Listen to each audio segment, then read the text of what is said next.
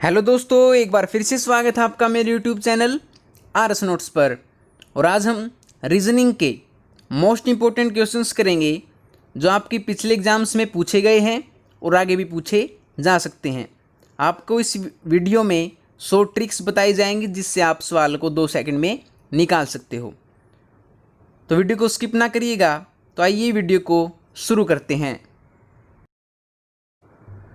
पहला देखिए दोस्तों, क्या दे रखा है। एक अनुक्रम दिया गया है जिसमें एक पद रिक्त है। दिए गए विकल्पों में से सही विकल्प चुनें जो दिए गए अनुक्रम को पूरा करे। तो आपको जो क्वेश्चन मार्क दे रखा है उसमें बताना कि अनुक्रम जो श्रेणी दी गई है इसको पूरा कर दे ऐसा कौन सा अंक है। आपको ऑप्शन के दे रखे हैं, इनमें से छांटना है। तो सबसे पहले हम देखेंगे अंकों को। दे रखा है 2, 3, 8, 63 और आगे हमें निकालना ही है। तो क्या संबंध बन रहा है दोस्तों इनमें, देखिए ध्यान से। क्या संबंध बन रहा है दोस्तों कि जो 2 है और 3 है उसमें क्या है, डबल करके 1 घटा दिया। यानी 2 की मल्टीप्लाई 2 से कर दी तो उसमें 1 घटा दिया। फिर अगले में 3 की मल्टीप्लाई 3 से कर दी, 1 घटा दिया। और 8 की मल्टीप्लाई 8 से कर दी तो 1 घटा दिया। तो कितना आ जाएगा 63। और 63 की मल्टीप्लाई 63 से करेंगे तो कितना आएगा दोस्तों, देखिए मल्टीप्लाई करते हैं। कितना आएगा दोस्तों, 63 मल्टीप्लाई 63 कितना आएगा दोस्तों,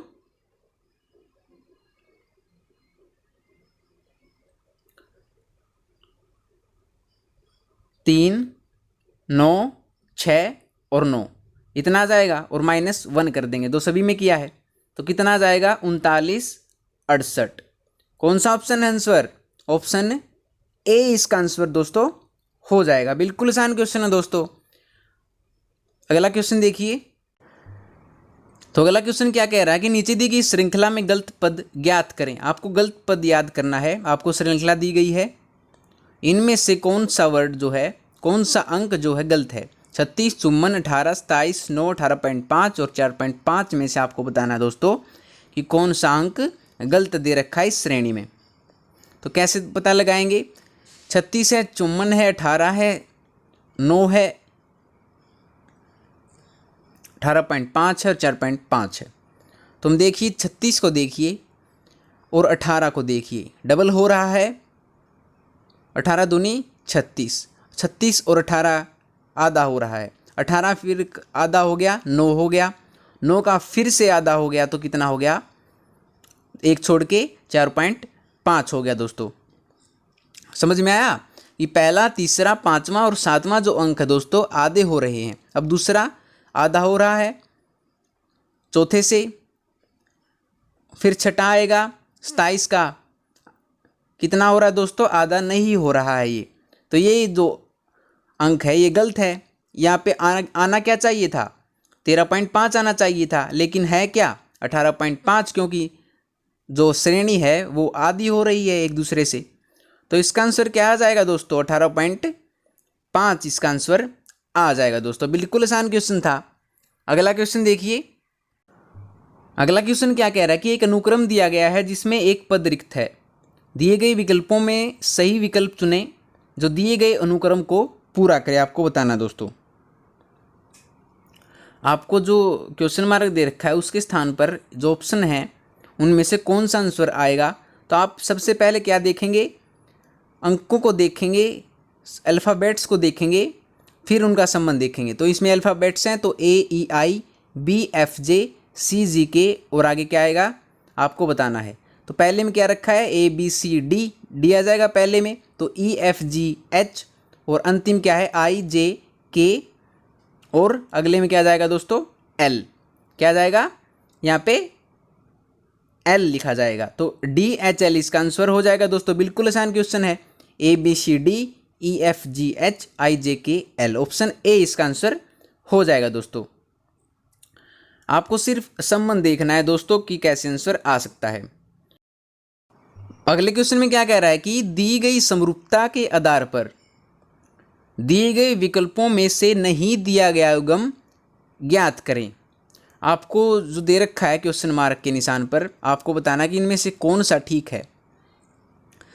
जिस प्रकार से अग्निबाण जो है ईंधन से चलता है, उसी प्रकार आपके सामने ऑप्शन से इनमें देखना है कि इससे संबंध क्या बन रहा है, कौन सा आंसर ठीक होगा। तो हम देखते हैं दोस्तों, मानव जो है ऊर्जा से चलता है, बिल्कुल ठीक बात है, ये हो सकता है।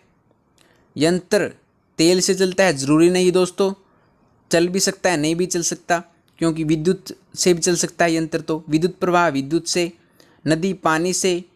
लेकिन इसमें बताना कि अग्निबाण ईंधन से चलता है, तो मानव कौन सा चलेगा, ऊर्जा से चलेगा। तो ऑप्शन क्या हो जाएगा दोस्तों, ऑप्शन ए इसका आंसर हो जाएगा। संबंध देखना है दोस्तों आपको सिर्फ। अगला देखिए, दी गई समरूपता के आधार पर दिए गए विकल्पों में से नहीं दी गई संख्या ज्ञात करें। समरूपता देखनी है दोस्तों, संबंध देखना है आपको कि कौन सा आंसर ठीक बैठता है। जिस प्रकार इसमें दे रखा है कि 20 और 11 और 102 आगे क्वेश्चन मार्क दे रखा है दोस्तों, कौन सा आंसर ठीक मिल सकता है, कौन सा आंसर ठीक मिल सकता है, आइए देखते हैं।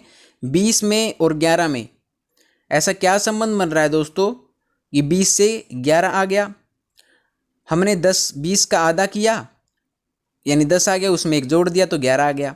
क्या ये हो सकता है? 102 में देखिए, 102 में आधा करेंगे तो कितना आ जाएगा, 51 आ जाएगा, और इसमें 1 जोड़ देंगे, 1 जोड़ देंगे तो कितना आ जाएगा दोस्तों, 52, 52 आ जाएगा। तो क्या ये आंसर ऑप्शन में है? हाँ है, ऑप्शन बी आंसर है इसका। ऑप्शन बी क्या हो जाएगा दोस्तों, ऑप्शन बी 52 जो है क्वेश्चन मार्क के स्थान पर अंक आ जाएगा दोस्तों। बिल्कुल आसान क्वेश्चन है, साथ के साथ लाइक कर दीजिएगा वीडियो को अगर आपको पसंद आ रही है दोस्तों। अगला देखिए, नीचे 4 शब्द दिए गए हैं जिनमें से 3 किसी प्रकार से समान है और एक भिन्न है। कौन सा शब्द अन्य से अलग है, आपको बताना है दोस्तों। नीचे 4 शब्द दिए गए हैं जिनमें से 3 जो है किसी प्रकार से समान है और एक भिन्न है। कौन सा शब्द अन्य से अलग है, आपको बताना है दोस्तों। 4 जो हैं आपके सामने ऑप्शन है, हवेल मछली है, शार्क मछली है, डॉल्फिन मछली है। लेकिन मैकरल जो है वो क्या नहीं है, मछली नहीं है दोस्तों। मैकरल, हवेल मछली आपको सुनी होगी, शार्क मछली सुनी होगी, डॉल्फिन भी मछली आपको सुनी होगी, लेकिन जो मैकरल मछली है वो नहीं होती है मछली। तो इसका आंसर क्या आ जाएगा दोस्तों, ऑप्शन डी इसका आंसर आ जाएगा। यही बताना था कि कौन सा शब्द अन्य से अलग है। तीनों मछलियां हैं लेकिन ऑप्शन डी मैकरल जो है, ऑप्शन डी मैकरल ये मछली नहीं है। तो इसका आंसर क्या आ जाएगा दोस्तों, ऑप्शन डी इसका आंसर आ जाएगा। बिल्कुल आसान क्वेश्चन दोस्तों, आपके एग्जाम्स में भी इसी प्रकार से क्वेश्चन पूछे जाते हैं, तो आप ध्यान से वीडियो को देखिएगा। तो आइए अगले क्वेश्चन पे चलते हैं दोस्तों। अगला क्वेश्चन क्या कह रहा है, अगला क्वेश्चन कह रहा है कि नीचे 4 अक्षर युग्म दिए गए हैं जिनमें से 3 किसी प्रकार से समान है और एक भिन्न है। कौन सा अक्षर युग्म अन्य से भिन्न है? पिछले क्वेश्चन जैसा ही क्वेश्चन है दोस्तों, उसी प्रकार से है कि 4 तो आपको ऑप्शन दे रखे हैं, उनमें से 3 सही हैं, 3 तो एक दूसरे से संबंध दिखा रहे हैं, लेकिन चौथा सबसे अलग है। तो चौथा आपको निकालना है। देखिए WXZ, इसमें क्या आ रहा है दोस्तों, क्या आ रहा है, Y की कमी है, ABCD, इसमें 2 की कमी है क्योंकि CD है नहीं आ रहा है। अगले में देखिए ABCDEFGH, इसमें कितने का फर्क है दोस्तों, 2 का फर्क है। अगले में देखिए दोस्तों ABCDEFGHIJKL, देखिए दोस्तों कौन सा अलग दिख रहा है आपको, ऑप्शन ए। सभी में 2 का अंतर है दोस्तों, सभी में 2 का अंतर है, BCD में सभी में 2 का अंतर है, लेकिन ऑप्शन ए में 1 का फर्क है क्योंकि WXY ही सिर्फ आ रहा है, 2 का अंतर नहीं आ रहा। तो इसका आंसर क्या हो जाएगा, ऑप्शन ए इसका आंसर हो जाएगा दोस्तों। बिल्कुल आसान क्वेश्चन था, आपके एग्जाम्स में यही क्वेश्चंस पूछ लिए जाते हैं। तो आपको सिर्फ संबंध देखना है और आंसर निकाल देना है दोस्तों। बिल्कुल आसान क्वेश्चन। अगला क्वेश्चन देखिए, क्या कह रहा है अगला क्वेश्चन। यदि सी बड़ा है ए से लेकिन बी से छोटा है तथा डी छोटा है ई से लेकिन सी से बड़ा है, तब इनमें से कौन सा निश्चित निष्कर्ष हो सकता है। आप सवाल के अच्छी तरह से समझिए दोस्तों।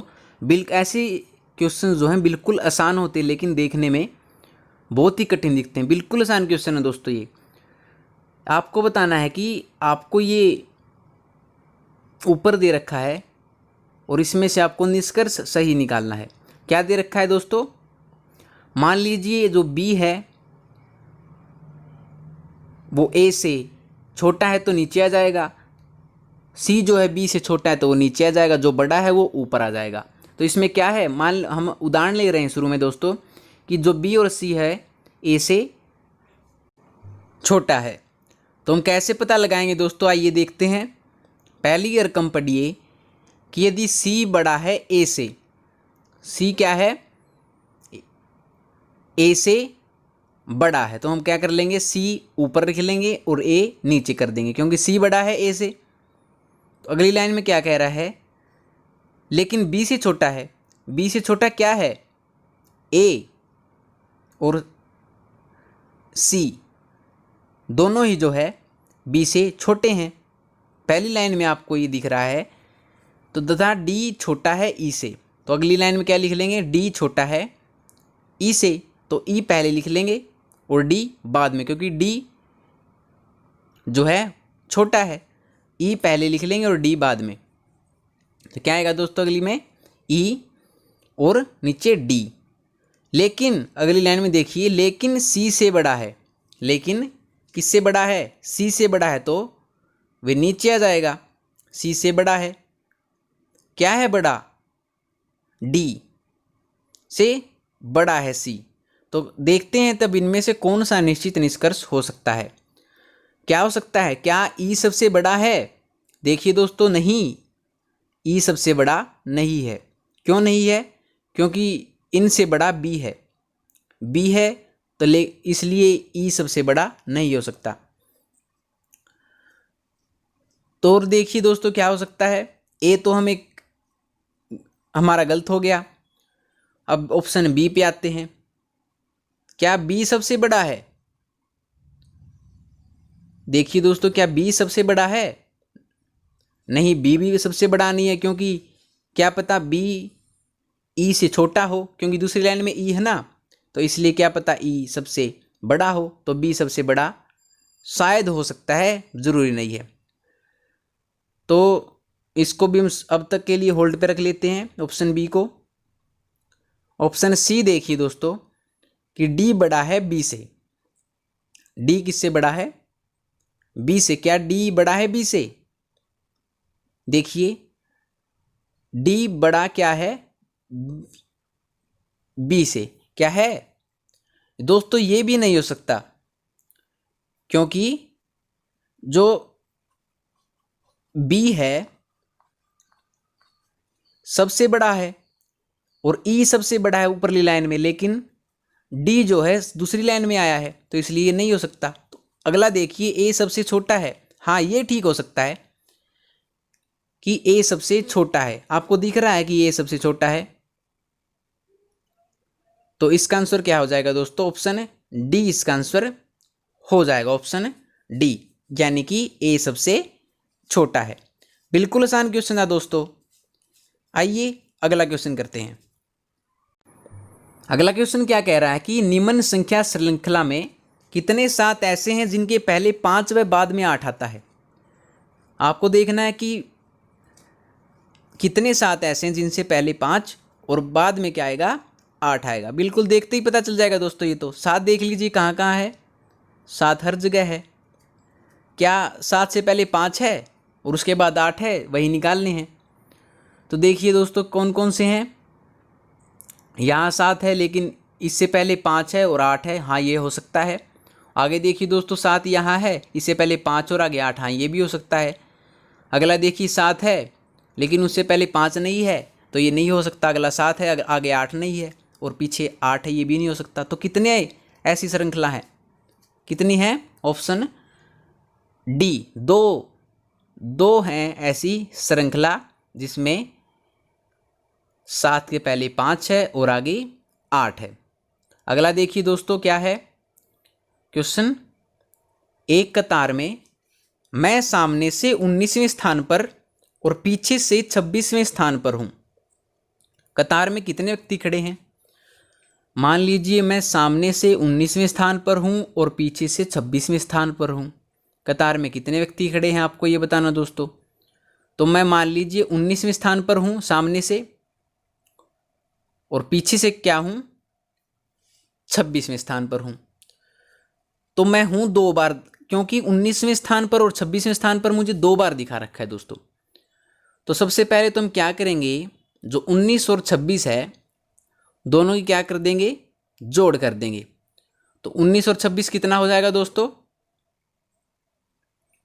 19 और 26 45। कितना हो जाएगा?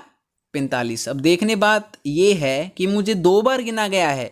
ध्यान से देखिए दोस्तों, 19वें स्थान पर और 26वें स्थान पर मुझे 2 बार गिनाया गया है, लेकिन मैं आऊँगा 1 बार। तो कितनी बार मैं आऊँगा? 1 बार। तो इसमें से -1 कर देंगे तो आंसर हो जाएगा 44। क्या ऑप्शन है? ऑप्शन ए इसका आंसर दोस्तों हो जाएगा दोस्तों। बिल्कुल आसान क्वेश्चन था। अगर आपको वीडियो पसंद आई हो तो वीडियो को लाइक करें, शेयर करें और आरएस नोट्स चैनल को सब्सक्राइब करना न भूलें। मिलते हैं अगली वीडियो में, तब तक के लिए धन्यवाद।